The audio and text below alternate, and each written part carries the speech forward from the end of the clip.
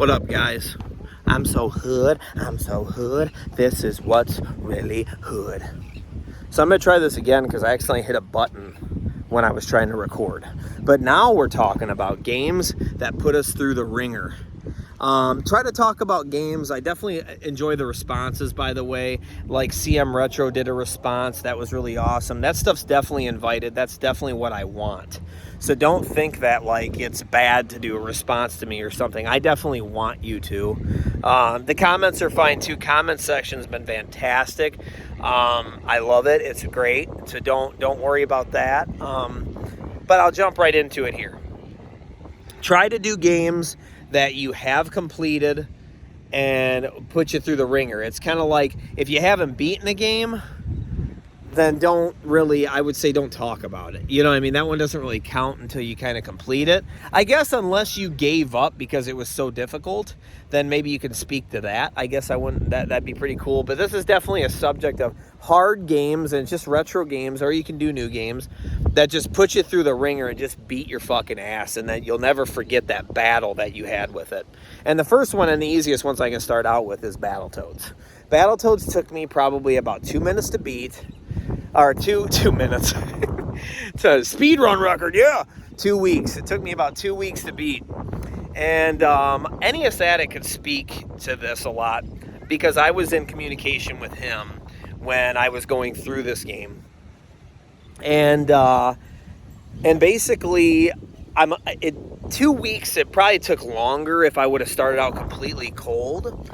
But I had played it a little bit prior and got up to Snake Pit, and I used to just play it for fun, so I didn't get any further than that.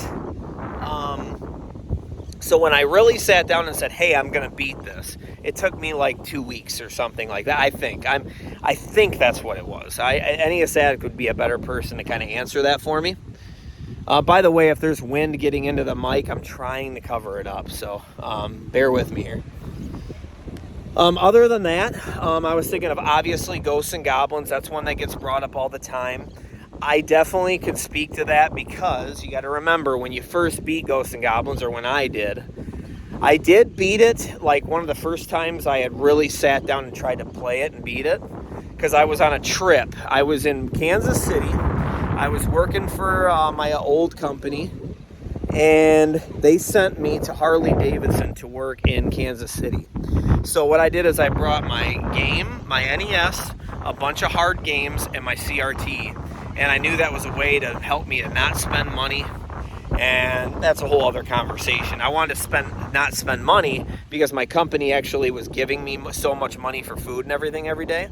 So I would try to not spend my own money on stupid crap, like going out and drinking at the bar and stupid crap. So I was like, let me just stay inside, and I'm almost doubling up on my salary. I'm not spending my money and I'm working, you know what I mean? So that was my whole strategy. So I played all these fucking games, and Ghosts and Goblins was one of them. And Ghosts and Goblins, keep in mind, I didn't know I didn't have somebody in a chat, or I didn't look up where all the armor pieces were. So I did it with on level 3 with the cave. I didn't know where any of the armor was, dude. So I had to get through the whole fucking thing without getting hit, man. It was fucking hard without getting hit twice. Really tough, dude. Same with at the end. You only know where that one is. You know, once you play that game and you look up where all the armor is, it's so much fucking easier, dude, because there's so many extra hits. But even then it's tough. But yeah, Ghosts and Goblins is definitely one of those because the controls are kind of clunky and you got to get used to it. And then you got to get used to how do you fight the red air mares. If you don't watch somebody on how to beat it or something like that, or watch somebody dominate it, figuring that out yourself is tough. You know what I mean? You're going to die a fucking ton of times, and it's tough. Even me going into Ghosts and Goblins the first time, I had kind of seen some people play it, and I kind of knew what was coming. You know what I mean? And that's the advantage we always have nowadays when we play games, for sure, is seeing people play stuff online and stuff. But another game I was thinking of is, there's Megan. Another game I was thinking of is Castlevania 3. Castlevania fucking 3. The first thing that rings up is the doppelganger, dude. The fucking doppelganger. And I remember having to get my password and fucking get the doppelganger, and he was just such an asshole, dude. Again, if you don't watch people try to beat that, and you don't do all that stuff, trying to beat it on your own sometimes is really fucking tough, dude. And don't sleep on Dracula either. He was a bitch in that game too. He was an asshole until you knew what to do, you know, which is a common trend, which is how it always is. Hold on, buddy. But I gotta get back to my family here in a minute. But fuck them. We're talking video games. I'm kidding. But anyways, I don't really want to point out Mike Tyson's Punch-Out or Contra or Super C because I know those freaking games so well, and I'll be honest with you, I've known how to beat those games since I was a kid, so it's really hard to bring my mind back to what it was like the first time I beat it. So anyways, I don't really want to talk about those.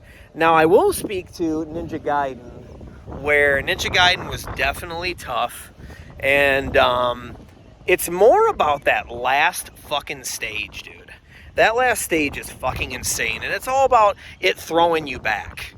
Because even after you've beaten it once and you get the Jack Yow, let's be honest, you don't beat all 3 phases of Jack Yow until you've died on probably every phase, and the second phase, you've died on that phase probably 5 or 6 times before you fucking figure it out, at least, if not more than that. And you're just constantly getting thrown back. So that's the challenge. And that last stage is fucking brutal. 5-2 and 6-2 or whatever. 5 and 6 or whatever they are. You know what I'm talking about. That's the whole fucking game right there. That game's very tolerable until that part. That is a bitch. Those ninjas with jetpacks and shit. Oh my god. Another game I wanted to speak of, there's a couple. Zombies Ate My Neighbors. That game, dude, I shouldn't even be talking about it. I just broke my own rule. I haven't even gotten through it yet. I'm pretty sure on next run I will.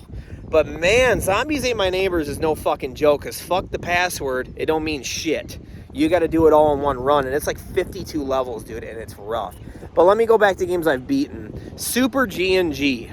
Super G&G was definitely a game that I got a big game over at.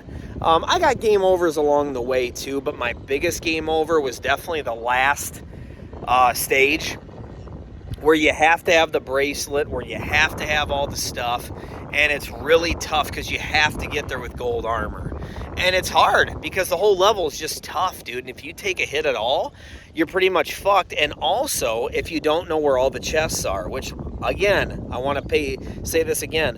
When you don't look stuff up online, or you don't have people telling you in a chat where all the chests are at, it's a lot harder, dude. It's a lot harder. It's not just some easy thing. Because everybody told me where all the chests are at. Now I can get gold armor. Now I can get it's not that easy when you don't know that stuff. Again, so people that beat that back in the day and stuff, kudos to you, because bro, brutal.